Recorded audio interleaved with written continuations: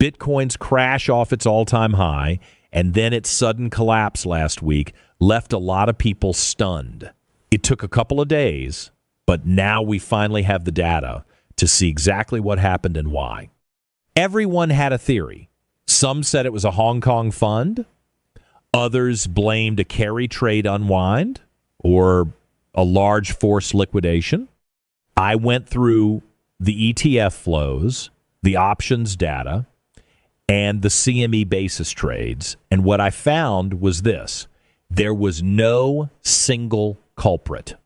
And that's the part that actually matters, because this wasn't a one-time event. This is baked into how Bitcoin now trades inside the financial system. And it cuts both ways. In this video, I'm going to break down the three mechanics that caused this move and how to position yourself before those same mechanics move price in the opposite direction. And if you want to understand the system instead of just reacting to headlines, make sure you subscribe to this channel so you don't miss what's coming next. Let's get into it. All right, let's jump in. There's a lot to cover, and we're going to go a bit deep, but I'll keep this as clear and simple as possible. Let's start with what actually happened last week. At the time of this recording, it was February 5th. Bitcoin had already been trending lower for several months, and then in a single day, it crashed hard. The move was so extreme that Goldman Sachs called it a 3.5 sigma event. What does that mean? Statistically, it's the kind of move that has roughly a 0.05% chance of happening. In other words, it's not supposed to happen, and when something like that does happen, everyone wants answers. People want to know why it went lower, whether Bitcoin is broken, whether it's dead, and whether it can recover. So the first thing we need to look at is the data, starting with volume. When you look at the numbers, they're wild. BlackRock's Bitcoin ETF, IBIT, traded over $10 billion in a single day. That's double the previous record. At the same time, options activity hit an all-time high, and most of that activity was in puts, meaning traders were overwhelmingly betting on downside. That part makes sense. What doesn't make sense is what happened next. Normally, after a crash like that, you'd expect investors to rush for the exits. Just 6 days earlier, when IBIT was down only 5.8%, there were $530 million in redemptions. So after a 13% crash, you'd expect even more money leaving. Instead, the opposite happened. IBIT saw 6 million new shares created, representing about $230 million in new assets. Across the entire Bitcoin ETF complex, there were over $300 million in net inflows. So let's pause there. We had record selling, record volume, and yet money flowing in. That doesn't add up, and that's the thread we need to pull. Before going further, I want to give credit where it's due. A lot of this analysis builds on work from Jeff Park, who wrote an excellent article on this, and Samson Moe, who published a detailed thread breaking it down. I'll link to both so you can explore the data further if you want. Now, whenever something like this happens, people want a villain. They want one entity to blame. That's understandable. If we can identify the culprit, we think we can protect ourselves next time or even profit from it. One popular theory was that a large Hong Kong fund collapsed after getting caught in a yen carry trade, and that liquidation spilled into Bitcoin. It's a clean story, and that's why people like it. But it doesn't really hold up. Funds operating at that level aren't amateurs. Their prime brokers would have tightened risk controls long before things got that bad. And if the idea is that they used IBIT options to escape the trade, a falling Bitcoin price wouldn't accelerate losses. Those options would simply expire worthless. The only way you get that kind of violent downside is if someone was massively short puts, and nobody is doing that to fund a yen carry trade at this scale. So the single entity theory doesn't work. Which brings us to a more important possibility. What if there was no single culprit at all? This is where most people misunderstand how markets actually move. Prices don't move because of news headlines. They move because of positioning. Where money is sitting, how it's hedged, and what happens when that positioning is forced to unwind. Once Bitcoin entered the ETF world, it stopped trading like an isolated crypto asset. It started trading like a risk component inside institutional portfolios. Today, Bitcoin sits next to software stocks and other risk assets governed by the same risk managers and the same margin rules. If you understand that one idea, everything else makes sense. What happened next was a chain reaction of three mechanics stacking on top of each other like dominoes. The first mechanic was the trigger. Bitcoin didn't crash because of something specific to Bitcoin. It crashed because it was sitting in the same portfolios as other assets that were being sold at the same time. When risk managers stepped in, they didn't say sell this or sell that. They said sell everything. Bitcoin's correlation with software stocks spiked while its correlation with gold weakened. That matters because gold doesn't sit inside multi-strategy hedge fund portfolios, but software stocks do. And through ETFs, Bitcoin now does too. Think of it like a filing cabinet. Everything inside it might be perfectly organized, but if someone pulls the cabinet off the wall, everything falls out together. Not because the documents were bad, but because they were stored in the same place. That's what happened here. According to Goldman Sachs, this move was catastrophic. Risk managers at firms like Millennium Management and Citadel told traders to cut exposure across the board. Bitcoin was in the book, so it was sold. That explains why selling started. It doesn't explain why it became so violent. That brings us to the second mechanic, the accelerant. One of the most popular institutional trades is the Bitcoin basis trade. Funds buy Bitcoin through ETFs and short CME futures to capture the spread. They're not betting on direction, they're harvesting yield. But when risk managers force degrossing, even hedged trades have to be unwound. When that happens, you get massive selling pressure with very few buyers on the other side. During this crash, the near-dated CME basis jumped from around 3% to 9% in a single day. One of the largest moves since ETFs launched. That's what a forced unwind looks like. On top of that, banks had been selling structured products tied to Bitcoin, including barrier and knock-in notes. As long as price stayed above certain levels, everything was fine. Once those levels broke, dealer hedging math flipped. Banks like JP Morgan were forced to sell aggressively into a falling market just to stay hedged. That selling pushed price lower, which triggered even more selling. To make matters worse, crypto dealers had been selling options too cheaply for weeks because volatility was low. When the move hit, everyone was positioned on the wrong side at the same time. Now, here's the part almost nobody is talking about. The selling was so violent that market makers sold shares they didn't actually have. That mechanically created new ETF units. Then real buyers stepped in the next day and absorbed them. That's why ETFs showed net inflows on a 13% down day. It wasn't bullish dip buying during the crash. It was the plumbing breaking and then repairing itself. On February 6th, Bitcoin bounced nearly 10%. CME open interest collapsed on the 5th as basis trades unwound, then rebounded on the 6th as traders re-entered at better levels. Meanwhile, Binance open interest collapsed and stayed down. That tells you everything you need to know. Traditional finance broke Bitcoin, then traditional finance put it back together. The crypto native side took the real damage. Now, step back for a moment. There was no FTX, no hack, no rogue fund, no regulation shock, just the financial system working exactly as designed. Margin calls triggered degrossing. Degrossing hit hedged positions. Forced unwinds triggered feedback loops.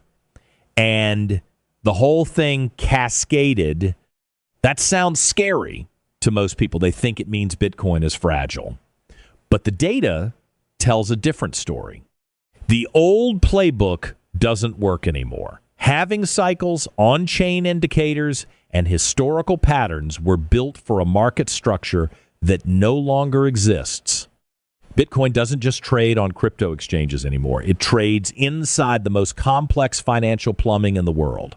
And here's the key point. Everything that caused this crash works in both directions. The same ETF plumbing, the same dealer hedging, the same reflexive mechanics that pushed Bitcoin down will push it up. And now NASDAQ has increased open interest limits on IBIT options. When the pressure flips, moves will be faster and more vertical than anything we've seen before. Through a 13% crash, a multi-sigma event, and one of the worst days for multi-strategy funds in recent history, ETFs still saw net inflows. Long-term holders didn't flinch. Could Bitcoin grind lower slowly? Sure, anything is possible. But a slow grind needs a reason, and I don't see one. What I do see is demand stacking up. Treasury companies are buying regardless of price. New vehicles like BSTR and XXI are preparing to accumulate. Major banks are increasing exposure. The U.S. administration is positioning itself to be a Bitcoin superpower. Strategic reserve discussions are active. Hard assets are rallying, and metal investors haven't even rotated into Bitcoin yet. As Michael Saylor put it, this is the most constructive regulatory environment Bitcoin has ever seen. Institutional money doesn't move fast. Pension funds, sovereign funds, and treasury companies need time to allocate. Sideways price action actually gives them cover to accumulate without chasing. So here's the takeaway. The fragility of traditional finance margin rules is Bitcoin's anti-fragility. The same system that crashed Bitcoin 13% in one day is the same system that will send it vertical, often without warning. There was no single culprit. The crash came from portfolio-level degrossing, forced unwinds, and dealer hedging feedback loops, and the same mechanics will drive the next major move higher. Bitcoin's market structure has changed, but its long-term trajectory hasn't. If anything, this confirms it. If you want to see my long-term targets for Bitcoin in 2030, 2040, and 2050, and the data behind them, watch the next video. Otherwise, leave a comment and let me know what you think. I'll see you in the next one. In part one, we broke down why Bitcoin crashed, why there was no single culprit, and how the financial system's own plumbing caused one of the most violent single-day moves in Bitcoin's history. Now, in part two, we're going to talk about the part almost nobody is paying attention to, because the same mechanics that caused the crash are the exact same mechanics that will drive the next major move higher. This is where things get interesting. Let's start with a simple but uncomfortable truth. Bitcoin is no longer driven primarily by crypto-native flows. It is now driven by institutional positioning, dealer hedging, and ETF mechanics. That changes how price moves, how fast it moves, and why it often moves without warning. In the old market structure, Bitcoin rallies were slow, reflexive, and easy to spot. On-chain indicators would heat up, leverage would build, sentiment would shift, and then price would trend higher. That world no longer exists. Today, Bitcoin trades inside the deepest financial plumbing on Earth. What that means is this. Just as forced selling can cascade violently to the downside, forced buying can cascade violently to the upside. The first upside mechanic is dealer hedging. During the crash, dealers were short volatility. They were forced to sell as price fell to stay delta neutral. That selling accelerated the move lower. But when price stabilizes and starts to move up, that same hedging process reverses. Dealers who were short gamma now have to buy as price rises. The higher price goes, the more they are forced to buy. That creates a feedback loop where buying causes more buying. This is not speculation. This is mechanical. And it becomes even more powerful because of options.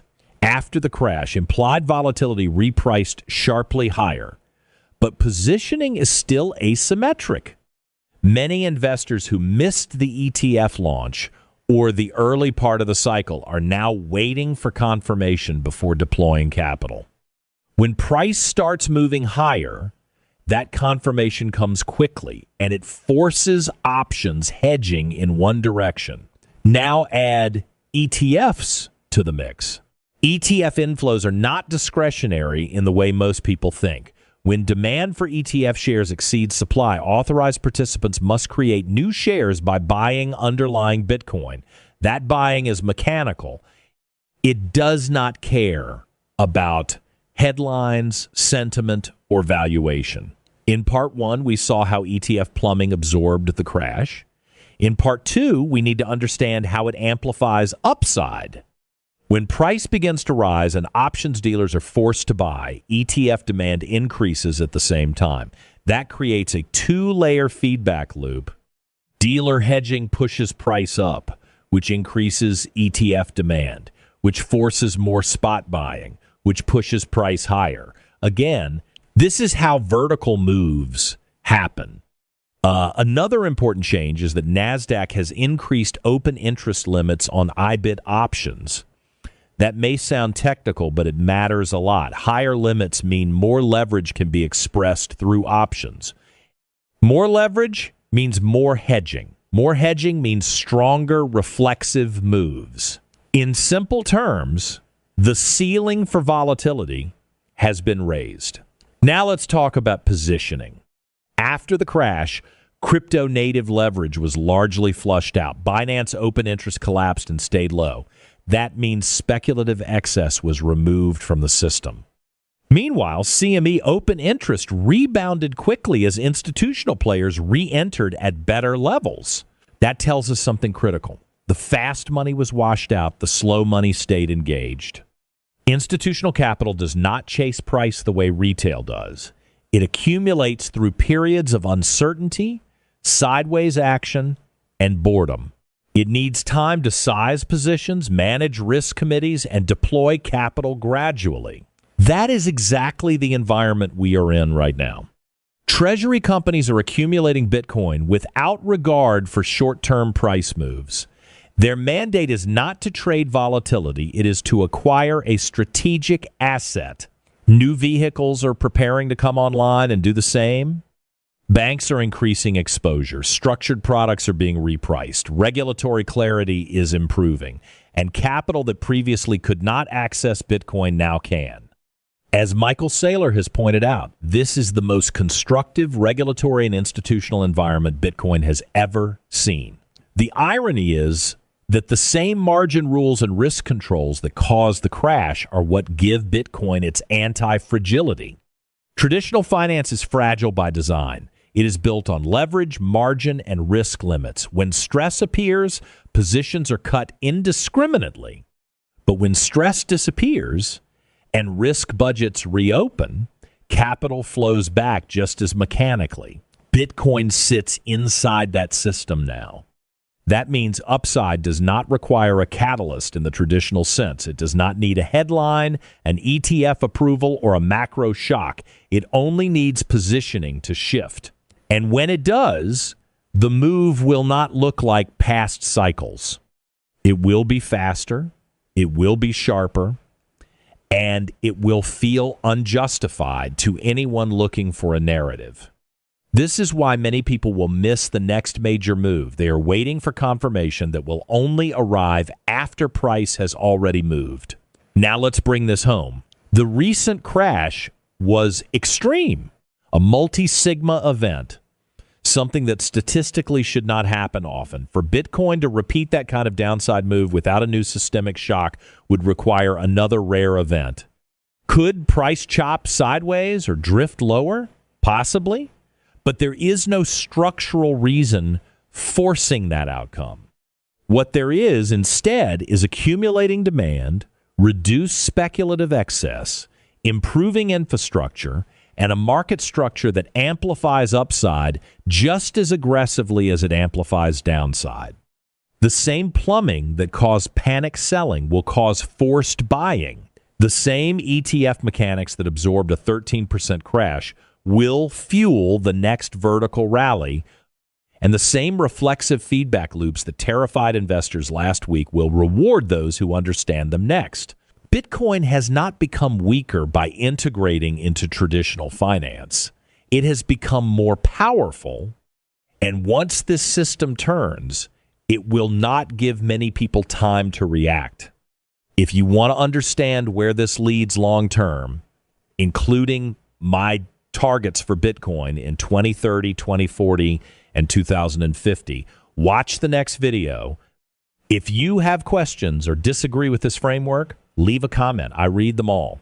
So here's the real takeaway. Bitcoin didn't break last week. The system around it did exactly what it was designed to do. Margin rules forced selling. Hedged positions unwound. Dealer hedging amplified the move. And the ETF plumbing absorbed the shock. That may look like fragility on the surface, but it's the opposite. The same mechanics that caused a violent crash are the same mechanics that will drive the next vertical move higher. The same risk controls, the same options hedging, and the same institutional flows will work in reverse, often without warning and without a headline to explain it. Bitcoin is no longer trading on belief alone. It is now embedded in the deepest layers of the global financial system. And once an asset reaches that point, it doesn't disappear. It compounds. If you're waiting for the perfect narrative, you'll miss the move. If you're waiting for confirmation, it will already be gone. The opportunity isn't in reacting. It's in understanding how the system works before it moves. If this helped you see Bitcoin differently, make sure you subscribe so you don't miss what comes next. Leave a comment and tell me where you disagree or what you want me to break down next. I'll see you in the next video.